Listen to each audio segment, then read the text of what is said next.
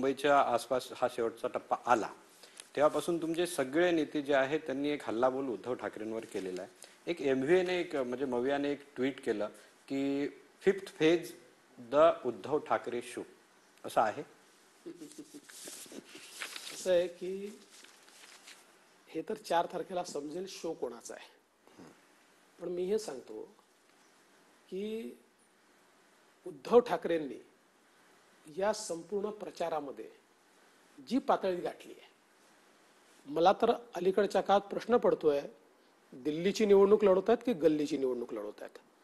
ज्या शब्दांचा ते उपयोग करतात, ज्या तऱ्हेनं बोलतात, जे पानसट जोक ते मारतात, ज्या प्रकारचे पानसट टोमणे ते मारतात, हे एखाद्या मला असं वाटतं की पक्षाच्या प्रमुखाला अशोभनीय आहे, शोभणार नाही आहे. खूप व्यक्तिगत वक्तव्य केलंय तुमच्या. हा 100% ते मला काही फरक पडत नाही. असं आहे, त्यांनी किती माझ्यावर व्यक्तिगत वक्तव्य केलं तरी ते काय आहेत आणि मी काय आहे महाराष्ट्रातल्या जनतेला माहिती आहे. आणि मी जर त्यांच्यावर व्यक्तिगत वक्तव्य करायचं ठरवलं ना तर त्यांच्या व्यक्तिगत मी बघितलं ते मला माहिती काय गरज नाही. त्यांनी काही केलं तरी मी जर त्यांच्यावर व्यक्तिगत वक्तव्य करायचं ठरवलं ना तोंड दाखवायला जागा राहणार नाही. पण मी असं करत नाही. मी शेवटी एक प्रमुख नेता आहे महाराष्ट्रातला, देशामध्ये एक महाराष्ट्रातला प्रमुख नेता म्हणून मला ओळखलं जातं. त्यावेळी माझा स्तर ठेवलाय, मी तो माझा स्तर ठेवणार आहे. आता जर आपण बघितलं तर मी काल ऍक्च्युली उद्धव ठाकरेंना हा प्रश्न विचारला होता की प्रत्येक जे इलेक्शन असतं तिथे एक वोट शिफ्टिंग बघायला मिळतं. म्हणजे यावेळेसचं वोट शिफ्टिंग हे मुस्लिमांचं आहे.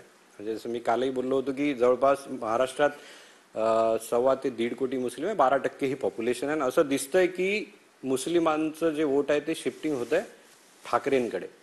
तर मुंबईत जर ठेवायचे असतील तुम्हाला, तुमचा गड शाबूत ठेवायचा असेल तर हे जे मराठी प्लस जर मुस्लिम असं कॉम्बिनेशन झालं तर त्याची भाजपाला भीती आहे म्हणून सगळे तुटून पडलेत उद्धव ठाकरेंवर. असं आहे, पहिल्यांदा तर हे लक्षात घ्या, मराठी माणूस हा केवळ मराठी नाही आहे, तो हिंदू देखील आहे आणि तो कट्टर हिंदू देखील आहे.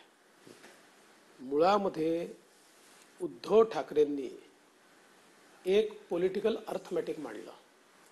उद्धव ठाकरेंच्या लक्षात ज्यावेळी आलं की मुंबईमध्ये आपला मराठी टक्का, आपल्याला मिळणारे मतं हे कमी झाले आहेत, आपल्याला याची भरपाई कुठनं करता येईल, त्यावेळेस त्यांच्या लक्षात आलं की मुस्लिम मतांवर आपण जर लांगुल चालन केलं, त्यांना पायगड्या घातल्या आणि त्यांच्या पायावर लोळलो तर आपल्याला निश्चितपणे या ठिकाणी हे डेफिसिट भरून काढता येईल. आणि म्हणून मग त्यांनी जाणीवपूर्वक सुरू केलं. मग टिपू सुलतान जयंती साजरी करणे, शिवसेनेच्या मशालीचे पटके घालून टिपू सुलतान जिंदाबादचे नारे देणे, त्यांच्या रॅलीमध्ये अल्लाहू अकबरचे नारे देणे, इथपर्यंत म्हणजे हे तर चुकीचं आहेच. कारण हिंदू हृदय सम्राट शिवसेना प्रमुख बाळासाहेब ठाकरेंनी कधी खपवून घेतलंच नसतं. आता त्यांचं लांगुल चालन या स्तराला पोचलं. मुंबईच्या बॉम्बस्फोटातला आरोपी हा त्यांचा स्टार प्रचारक त्यांच्यासोबत प्रचार करताना दिसतोय. आणि त्याही पलीकडे मला सांगा, उद्धव ठाकरेंच्या उबाठा सेनेच्या रॅलीमध्ये पाकिस्तानचे झेंडे, शरम वाटली पाहिजे. अरे कोणाचे सुपुत्र आहोत आपण आणि पाकिस्तानचे झेंडे घेऊन, आणि साधा एक निषेधाचा शब्द नाहीये किंवा त्याचं क्लॅरिफिकेशन देखील नाहीये. म्हणजे हे जे काही लांगुल चालन त्यांनी सुरू केलेलं आहे हे स्पष्टपणे दिसतंय. आमचं मत आहे बघा, मी स्पष्टपणे तुम्हाला सांगतो, निवडणूक आता आम्ही जिंकणार आहोत. पण एखाद्या वेळेस अशी वेळ जरी आली असती ना, एखादी निवडणूक हारावी लागेल, पण आपल्याला पाकिस्तानचा झेंडा घेऊन फिरायचा आहे आणि लांगुल चालन करायचं आहे आणि पायघड्या घालायच्या आहे, निवृत्ती घेतली असती.